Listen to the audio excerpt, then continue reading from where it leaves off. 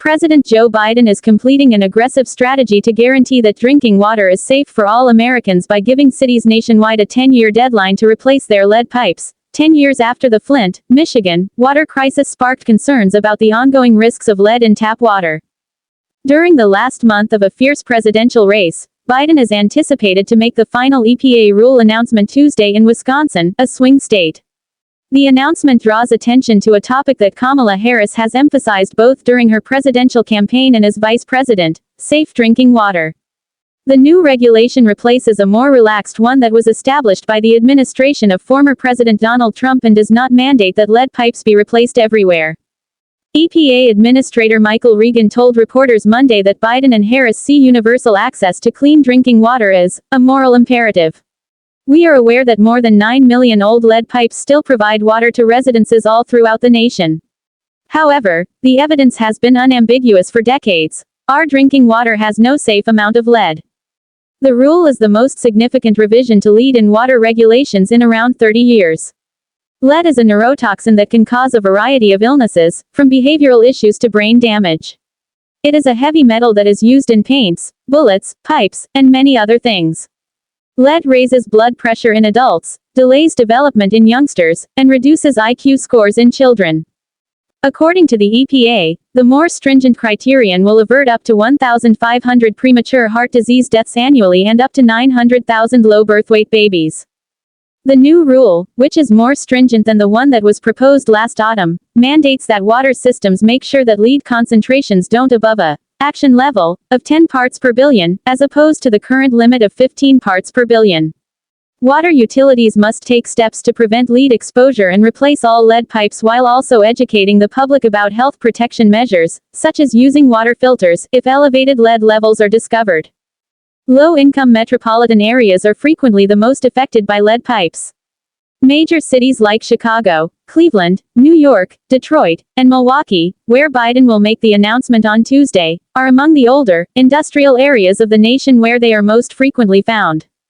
The EPA stated that the new regulation could greatly increase the number of cities and water systems that are determined to have excessive levels of lead because it also changes the method lead quantities are tested.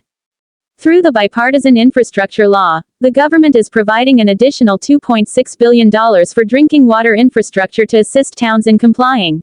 Additionally, the FDA is giving out $35 million in competitive awards to initiatives aimed at lowering drinking water lead levels.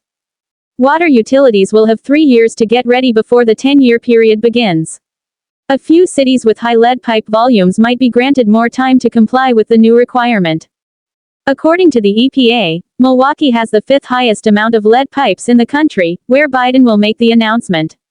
To speed up lead pipe replacement efforts and reach a target of eliminating all lead pipes within 10 years, instead of the original 60-year period, officials there are using funds from the federal infrastructure law. Eliminating lead pipes drastically lowers the likelihood of a disaster since they can corrode and contaminate drinking water. Lead levels in Flint's tap water increased when the city's drinking water supply was changed more than 10 years ago, making it more corrosive. Among several communities that have battled with persistently high levels of lead, such as Newark, New Jersey, Benton Harbor, Michigan, and Washington, D.C., Flint was the most well-known example. The EPA implemented the first drinking water lead and copper rule over 30 years ago. Although the regulations have greatly decreased the amount of lead in tap water, they include flaws that have made it difficult for communities to take meaningful action when lead levels become excessively high. I believe there is widespread support for taking this action. Eric Olson, a health and food specialist at the nonprofit Natural Resources Defense Council, spoke broadly about the EPA's efforts to replace lead pipes prior to the formal announcement. "Nobody wants to be drinking lead-contaminated tap water or basically sipping their water out of a lead straw, which is what millions of people are doing today," Olson said. "It will be quite difficult to actually dig the lead pipes out of the earth." Although $15 billion was allocated by the 2021 infrastructure law to assist communities in replacing existing lead pipes, the overall cost will be significantly greater. The mandate also coincides with the Biden administration's proposal to impose stringent new drinking water rules for contaminants known as per- and polyfluoroalkyl substances, or PFAS. Even though these regulations will cost billions of dollars, they will also promote public health.